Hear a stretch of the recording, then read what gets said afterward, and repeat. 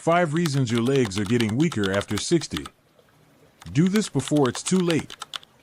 Have you ever wondered why your legs have been getting tired more easily and weaker lately, even after just a short walk? In fact, weak legs after 60 are not just a matter of aging. They are an important signal from the body, a reminder that it is time for us to pay more attention and take care of ourselves.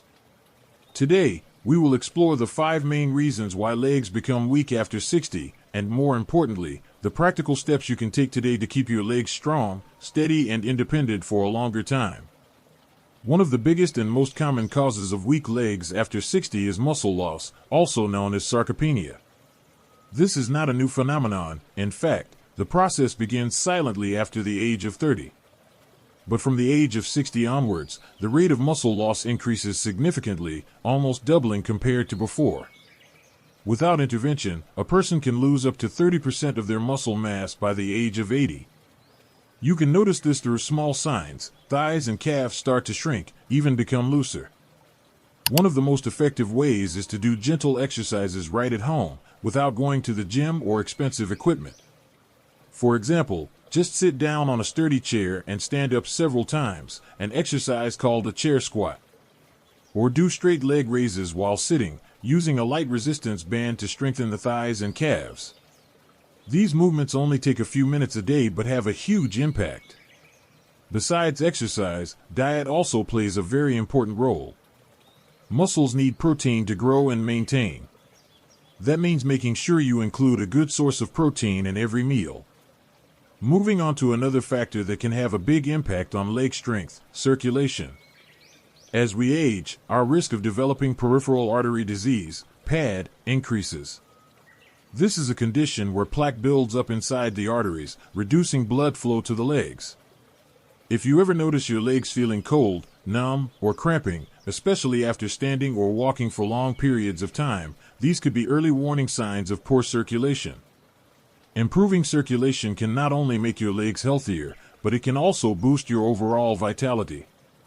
A great way to support circulation is to take regular walks every day. Also, remember to drink plenty of water, as dehydration thickens the blood and reduces circulation. Reducing the amount of salt in your diet is also important to avoid water retention and high blood pressure. To be honest, this one doesn't get much attention, even though it affects millions of older adults: nerve health. They send signals back and forth between your brain and your muscles, telling your legs to move, helping you stay balanced. But when nerves start to get damaged, a condition called peripheral neuropathy, that smooth connection is disrupted. If you've ever noticed a strange tingling sensation in your feet, or sometimes numbness in your legs, that's a red flag. One of the biggest culprits of nerve damage is high blood sugar. That's why people with diabetes are often at risk. But it can also be caused by something as simple as not getting enough vitamin B12. Surprisingly, this vitamin becomes much harder to absorb as we age. And don't underestimate the power of a little touch. Regular foot and leg massage, even if it's just for a few minutes a day, can help stimulate blood flow and nerve activity. Next up, spinal health. You see, leg strength isn't just about the muscles and nerves down there. It's deeply connected to your back, especially your lower back, where the nerves that control your legs originate.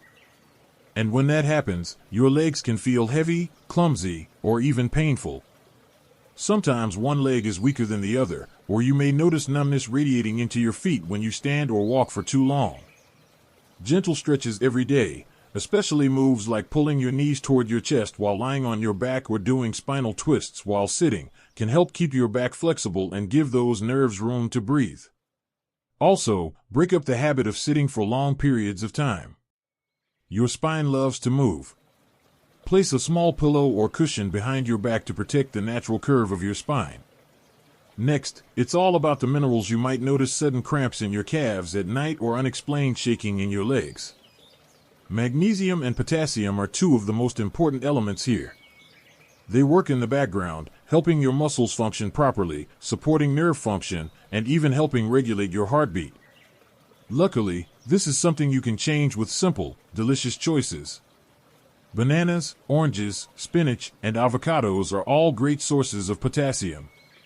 Almonds, dark chocolate, whole grains, and beans are rich in magnesium. Making a habit of adding these foods to your daily meals can re-energize your muscles and keep your legs strong and healthy. Sometimes we forget that strength isn't just about muscles or even nutrition, it's tied to how we live, day in and day out. And that brings us to the fifth, and perhaps most overlooked, reason why so many people over 60 start losing strength in their legs faster than they should: disuse. The body is constantly adapting to what we ask of it. If we sit most of the day, it will silently begin to lose strength in those areas. But here's the hopeful part: as quickly as the body weakens through inactivity, it can start to rebuild itself through movement. All it takes is intention and persistence. A few daily moves can make a big difference. One of the most powerful is something you already do every day: getting up from a chair. If you slowly lower yourself into a chair and stand up, just 5 to 10 times, a few times a day, you're rebuilding important strength in your thighs, glutes, and hips. That move alone can help prevent falls, improve mobility, and restore confidence. Another simple move is often called a heel raise. While standing and holding onto a counter for balance, stand up on your toes, hold for a second, and slowly lower yourself back down. It takes less than a minute, but the benefits will ripple throughout your body. And perhaps most importantly, try to get outside and walk, even if it's just for 5 or 10 minutes at a time. It helps maintain your sense of body position, your sense of balance and position. When your feet are strong, you are strong. So here's what I want you to take away from all of this: your feet don't just get weaker because you're getting older. They get weaker because of things we can change, things that are within your power. It's about gentle, loving persistence. It's about showing up for your body the way it's shown up for you over the years. So take a deep breath. Feel your feet on the ground. Know that you have everything you need to get started, right here, right now. Don't wait until it's too late. Start today. Because your feet matter, and so do you. If this message resonates with you, don't keep it to yourself. Share it with someone you care about, because we all deserve to feel strong, grounded, and supported as we age. And if you want more simple, science-backed tips for staying healthy, energized, and independent after 60, don't forget to subscribe and click the bell so you don't miss any of our next videos.